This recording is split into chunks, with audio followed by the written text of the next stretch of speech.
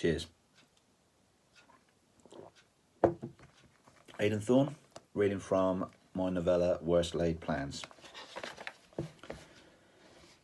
Catching sight of flashing blue lights in the rear view is a pain in the arse at the best of times. But when you're driving a car that you absolutely shouldn't be, and there's a dead body sat between two of your mates, there's really no worse time.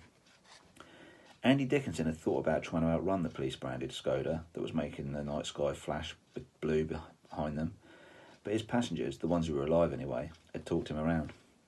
Don't be a dick. If you run, they're going to know something's wrong. Pull over and we might just get away with this. There was doubt in the tone, but this wasn't exactly a car blessed with options, and so Andy listened. Andy couldn't see how the copper, currently walking along the side of the car with a forced authority that didn't really sit comfortably on him, was going to miss the fact that there was a dead body on the back seat.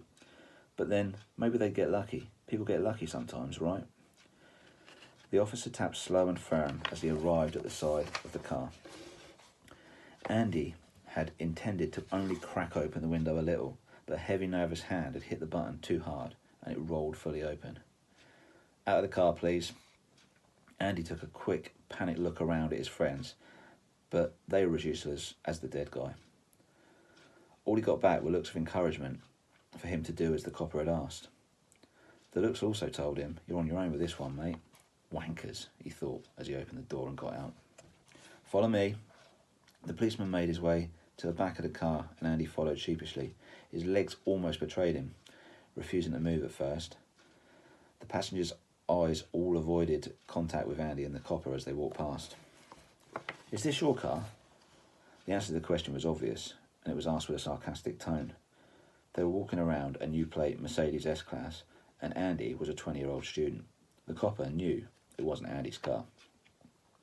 No, it's my dad's. My parents have gone away for a few weeks, and they said I could borrow the car while they were gone. I'm sure to drive it, though." Most of this statement was true. The note that his parents had left on the table would tell the copper which part of it was a lie, should he ever care to check. The note read, "There's £100 in a jar in the airing cupboard, for emergencies only. Do not piss off our neighbours with your music. We will check when we get home. Get bread and milk in for when we get home, and coffee if you use it all. See you in a couple of weeks. Love, Mum and Dad. Kiss. P.S. Don't even think about using the car. Dad." "I thought it was a bit flash for you," the police officer said, giving Andy a judgmental once-over. "Anyway, when Daddy gets home, you tell him he's got a towel out." The officer's tone implied that Andy was born with a silver spoon in every orifice. "Okay, yeah, right, no problem. Cheers, will do." The copper gave Andy a quizzical look. He wasn't done with Andy yet. Andy noticed the device gripped in the copper's hand. "Have you had anything to drink at all tonight, sir?"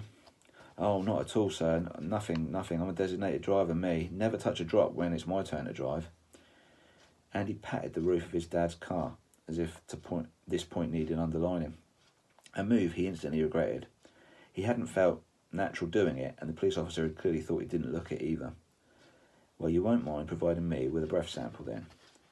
Andy gave a nervous blow into the little plastic tube, and as the copper stood in silence for a few moments whilst the breathalyzer did its stuff, Andy was just grateful that the police officer's attention was divided between the device's screen and Andy's own coldly sweating brow.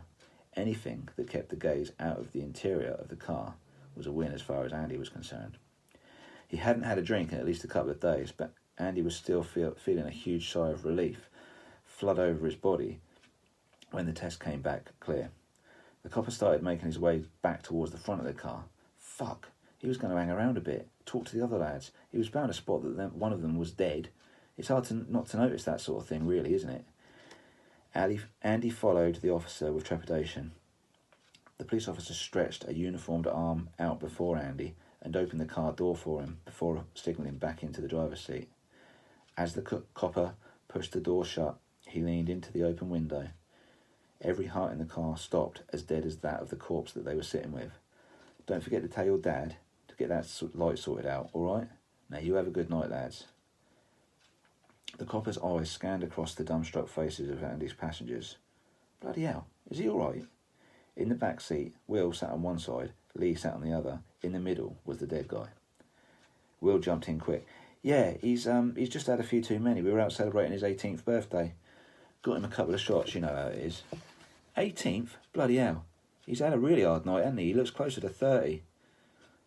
All four live-in occupants of the car took a quick look at the chap they bundled into the car a few minutes before and saw the policeman was right.